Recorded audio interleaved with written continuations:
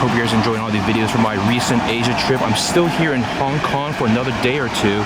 As you know, on the effspot channel, we're gonna be doing something pretty damn crazy. It's currently 6:21 a.m. here, and let me just pan the camera to the left. Get a little bit of a sneak peek of what we're gonna be dealing with. We got the CLK DTM Coupe right over there with the CLK GTR Coupe.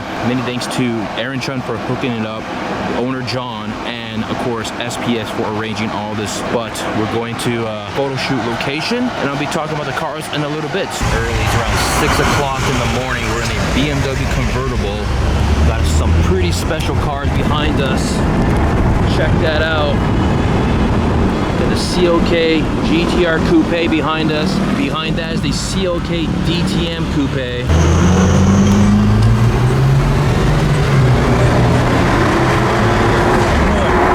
CLK DTM, one fetched for around 480,000 US dollars, I believe, last year.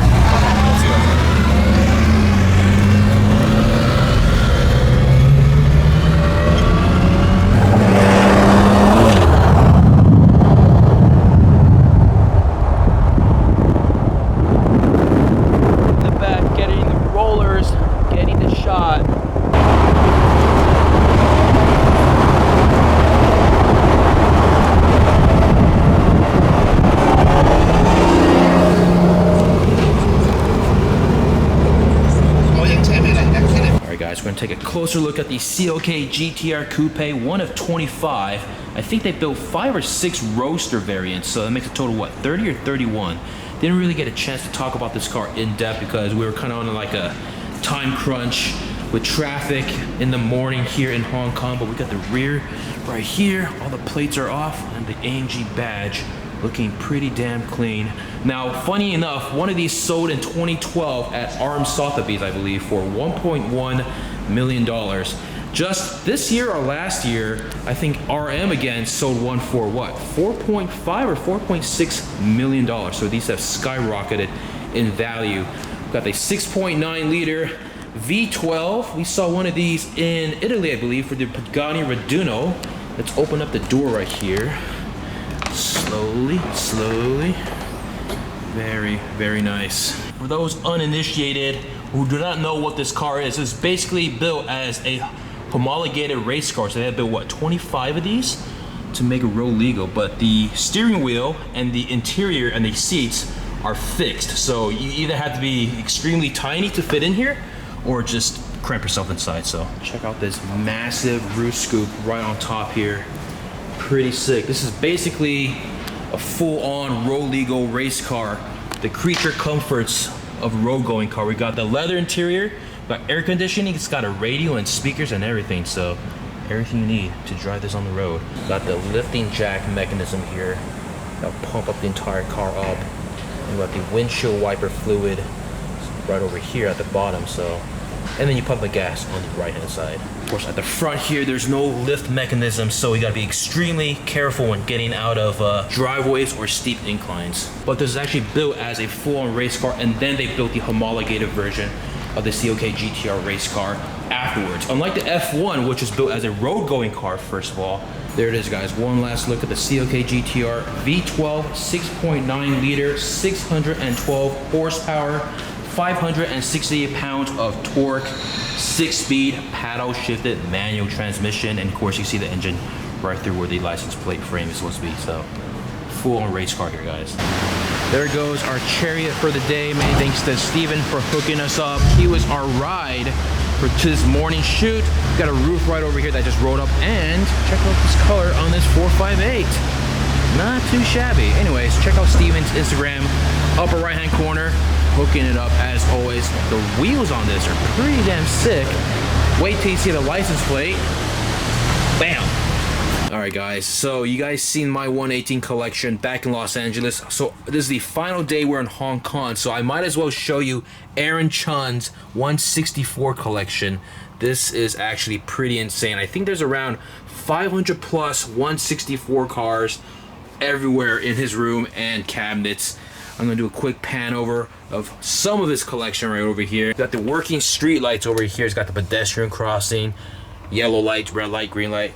looks like a little diorama. We got even more cars right over here. As you can see, there's not just one stack of cars. They're actually stacked all the way back on this bookshelf here. So we're gonna have Aaron try to explain a little bit of what's going on here in his room. So Aaron, okay, so we got these are all the rally cars. Yes, so we got CMS. So CMS is a brand that no longer exists anymore, and these are all 1/64 scale models. But by the way, guys, we got 118 models that he used to collect. 1976. This is 1977. Oh my god. Monte Carlo. Yeah, so one of every year and every iteration. Most of them are Monte Carlos, but like she's pretty cool. We got a bunch of hypercars and supercars and Ferraris. Let me check this out. We got the F50 Spider, 330 P4, 275 GTP. We got STIs, JDM, Porsche, not Porsche, right?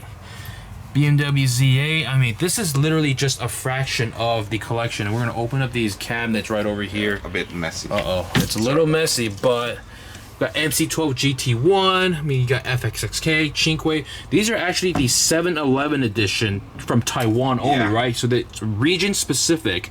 And what's funny about these is that you have to go to 7-Eleven, you have to say buy a piece of like a candy bar or coffee, you collect points, and then when you have enough points, you can then buy the car, but you don't actually know. It's like a mystery box, right? So you don't even know which car you're gonna buy. First, you gotta get the points, then the money to buy the car, and then you don't even know what you're gonna get. And there's like, how many are in this set for the 7-Eleven edition? 12 different hypercars. And then this is a pretty interesting one. 118. I recently got. It's a sample. Sample. So is this even out? I think the normal version is out, but the dusty version is like never been out. It's like pre-production model. Yeah. So this is like some prototype shit going on here. Yeah. So it came all together? Yes, it's like a full set, but the box you have to buy it separately, of course. Oh, okay, gotcha. Yeah. Nice. So this is the example of the 7-Eleven, but this is obviously a Kyoto box. Oh, okay, like this. So you don't know what is in there. You don't know what's in it until you open it, and then boom. So this is all the color come with. Oh my god, dude. We're diving even deeper into the this is like all of them is like the Bentley race car. Oh my god, a lot of Ferraris going on here as well. These are the box actually. Oh, these are the boxes. Oh, okay. So we got Ferrari 9, Ferrari 12, go up to Ferrari 12. All different generation Ferraris, and and obviously like one of the favorite collection is the hard box. Oi. So I do lots of super GT racing car. They're pretty details, I guess. That's insane. So what we have here in this particular box is what we call the goodie box. This is basically kind of like what Marcus had. He had all the rare Hot Wheels in a particular box or plastic box. And we got ignition models. These are all 1/64 scale. These are pretty expensive. I mean, they came out. It costs around about $20 to $20 USD or and of course they appreciate because they're limited edition, right? Yeah, they're limited edition, and they actually pretty details for what it is. Yeah, that's pretty insane for the scale. I mean, I don't know, probably like 90, 80 US dollars, right? So these all have appreciated. So if you buy like limited edition series 1/64 scale, you might you can almost say it's like an investment almost. You definitely at least sell them back for what you pay for, right? Yes, you don't lose money. You're not going to lose too much money on these model cars. So, oh, that's right. So we're actually headed to Japan tomorrow. This car is being auctioned off at Bingo Sport. Is that correct? Sounds of Engine. Sounds of Engine. BH auction. Oh, okay, gotcha. So you're gonna probably take this car. Probably. I will see what I can do. I mean, and try to get a photo in front of the real car, right? You can just see how many could fit in one of these boxes, and there's actually like a dozen other boxes that you guys aren't even seeing. Different R32, different livery. A lot of JDM stuff and race car. Well, once you collect one, you have to collect two. You have to collect all of them. It's pretty easy to collect, but I mean. And if you guys are wondering what all that noise is, we have 3 dogs. We got Banke, Dima, and Galen. This guy's up. Oi. We're no longer in Hong Kong. We're being picked up VIP service in a brand new Alford with the one and only Ken Sato. We got Aaron Chun on deck as well. Oh, the doors automatically open.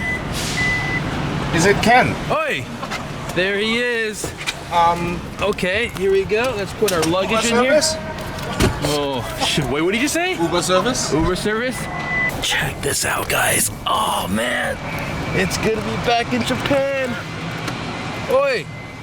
Konnichiwa. Konnichiwa, motherfucker. We're rolling in style. We got the mood lighting. Wait, where did it go? Oh. Where's the TV? Press it. Color. Oh. Oh, there it is. It's magenta pink. How much is this worth? Yeah, what's the price on? 7.5. What's the retail? Million yen? Yeah. Oh, okay. So for those who don't know, the GPS here works by entering the phone number. Is that correct? You put in the phone number and everything just pops into place. Oh, okay. We got the mood lighting here as well. Let's change the color here. Massage? Yeah, there we go. Hold on. I like blue. We're gonna extend the legs. Hold on, guys. You guys are seeing it first on this channel. Not only am I wearing shoes, but I'm wearing pants. And we got the leg rest. This is how much room we have here, guys. This is pretty damn awesome. Got the cooling seats on as well. I'm gonna tilt backwards a little bit. Oh, thank you, Aaron Chun. Thank you. I got a lot of space. Chef, swap fucking. You got a short leg, man. Shut the fuck up! Hey! What's this? Oh my goodness. The first thing we do when we arrive in Tokyo is come to the Liberty store, buying 164 models. Any nice deals, Aaron? Check this. We got a CLK GTR Roadster in white, 1,500 yen. Ooh, a P1. Are these all Kyosho? Yep. All Kyosho 164 scale. OG subscribers will remember exactly where we are right now. We're gonna play 164 or 143? 164 scale model car roulette. It's 800 yen. It's around $7. Let's do it, man. Aaron's currently inside buying a whole basket full of these things. Here we go. What we got? What we got? Let's see. Oh yeah, so these canisters here. We have to make sure it's like yellow. I think it's something good. You can have that. What is this? It's good stuff. F333SP. Is this worth anything? No. Oh. Oh wait. No.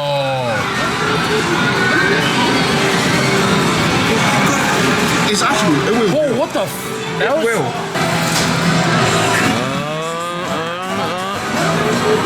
Hold on.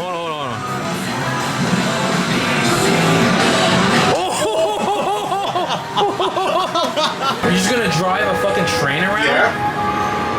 How do you get points?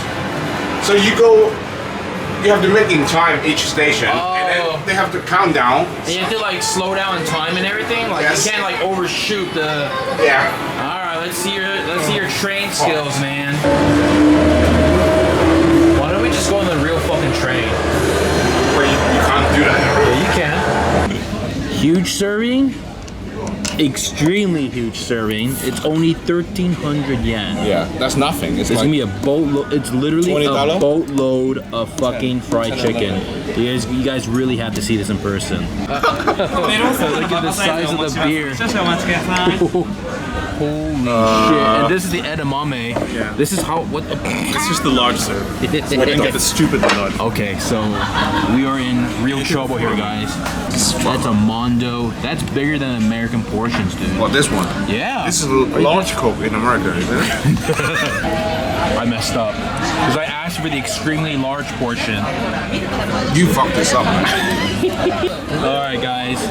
We've it's been 15 minutes and we barely dented the fry section. We did pretty good on the edamame, but the Aaron, I don't think I'm ever gonna eat fried chicken again after In my whole entire life. we did really shitty on the fries. You did. Not Fuck we. you. We eat more than you, man. We did. No, you did not. I ate We more did fries. more than yeah. Oh yeah, did you say this because the camera's on? Fuck you guys, that's bullshit. Anyone that speaks Japanese or reads Japanese, I want you to explain this